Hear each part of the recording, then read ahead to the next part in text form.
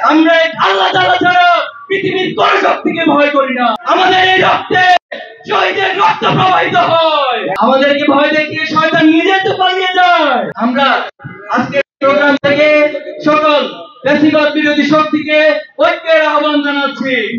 আমি নাম ধরে বলতে চাই, যারা অতীতে ফ্যাসিবাদের বিরুদ্ধে লড়াই করেছে, ছাত্রদল সহ সকল ইসলামী মূল্যবোধের দল সমূহকে জাতীয় ছাত্র ঐক্য গড়ে তোলার আহ্বান জানাচ্ছি। আমি বাংলাদেশের জামাত ইসলামী এবং বিএনপি সহ সকল রাজনৈতিক শক্তিকে জাতীয় ঐক্য গড়ে তোলার আহ্বান জানাচ্ছি। আজকের এই প্রোগ্রাম থেকে এই মেসেজ দিতে চাই, যাদের কথা এবং বক্তব্যের কারণে, যাদের কাজের কারণে ঐক্য বিনষ্ট হবে, তাদেরকে আগামী দিনে ছাত্র সমাজ জাতির বিবেকের কাঠগড়ায় দাঁড় করাবে। আপনাদের কোন ভূমিকার কারণে যদি ফ্যাসিবাদ আবার মাথা ছাড়া দিয়ে ওঠে, যদি আবার ফ্যাসিবাদ পুনর্বাসন হওয়ার সুযোগ পায়, তাহলে ছাত্র সমাজ ফ্যাসিবাদের যে পরিণতি করেছে, আপনাদেরকেও একই পরিণতি করণ করাবে। ফ্যাসিবাদ আজকে বিদেশে পালিয়ে আমাদেরকে ধমক দেয়, আমাদেরকে হুমকি দেয়, আমাদেরকে ভয় দেখায়। আমরা কি ভয় পাই? আমাদেরকে ভয় দেখিয়ে শয়তান নিজে তো পালিয়ে যায় এবং বাংলাদেশের ফ্যাসিস্ট আমাদেরকে ভয় দেখিয়ে পালিয়ে যেতে বাধ্য হয়েছে। আমরা পৃথিবীর কোন রক্তচক্ষুকে ভয় করি না। আমরা আল্লাহ তাআলা ছাড়া পৃথিবীর কোন শক্তিকে ভয় করি না।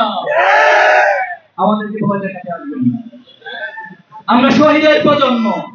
আমাদের এই রক্তে শহীদের রক্ত প্রবাহিত হয়। শহীদ মালিক থেকে শুরু করে, শহীদ সাফির থেকে শুরু করে, মীর কাসেম আলী থেকে শুরু করে, শহীদ আবু সাঈদ সহ সকল শহীদের রক্ত আমাদের দেহে প্রবহমান। এজন্য আমরা সবসময় নিজেদেরকে শহীদ মনে করি। যারা নিজেদেরকে শহীদ মনে করে, সেই প্রজন্মকে পৃথিবীর কোন শক্তি দমিয়ে রাখতে পারবে না, পারবে না ইনশাআল্লাহ। সংগ্রামী উপস্থিতি, আমরা একটি সুন্দর বাংলাদেশ গড়তে চাই। ইসলামী ছাত্র শিবির সেই সবার বাংলাদেশ গড়ার লক্ষ্যে সৎ, দক্ষ এবং দেশপ্রেমিক নাগরিকদের যে মিশন, সেই মিশন আজ পর্যন্ত অব্যাহত রেখেছে। আমাদের জন্য এখনো শহীদ পরিবারের মায়েরা চোখের পানি ফেলে আমাদের জন্য দোয়া করে।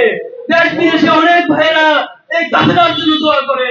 প্রিয় সাথীদেরকে আহ্বান জানাতে চাই, সকল ভাইদের এই আবেগ ভালোবাসা, এই দোয়াকে পুঁজি করে আগামী দিনে বাংলাদেশে ইসলামী ছাত্র শিবির সবার বাংলাদেশ, সমৃদ্ধ বাংলাদেশ গড়ে তোলার জন্য তার সর্বাত্মক প্রচেষ্টা অব্যাহত রাখবে ইনশাআল্লাহ। আমরা কি প্রস্তুত আছি? ইনশাআল্লাহ আমরা আমাদের মেধা, যোগ্যতা সবকিছুর মধ্য দিয়ে, আল্লাহর সাহায্যের মধ্য দিয়ে এই বাংলাদেশকে সমৃদ্ধ বাংলাদেশ গড়ে তুলবো। আল্লাহ আমাদের সহায় হন।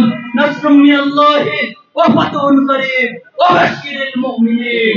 আমরা মুমিনদের সেই সংবাদ নিয়ে, আল্লাহর সাহায্য নিয়ে চূড়ান্ত বিজয়ের দিকে আমাদের যাত্রা অব্যাহত থাকবে ইনশাআল্লাহ।